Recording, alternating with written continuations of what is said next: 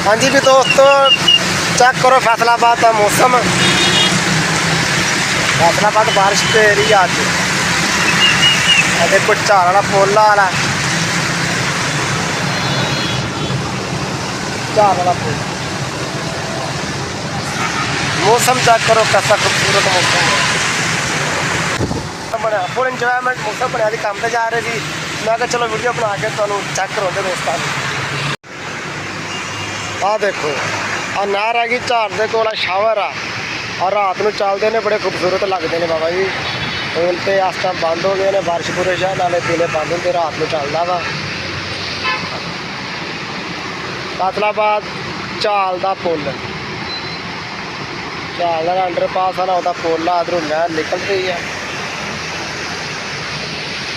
आ झाल वाला पुल है, ये नीचे ही आएगा सिस्टम।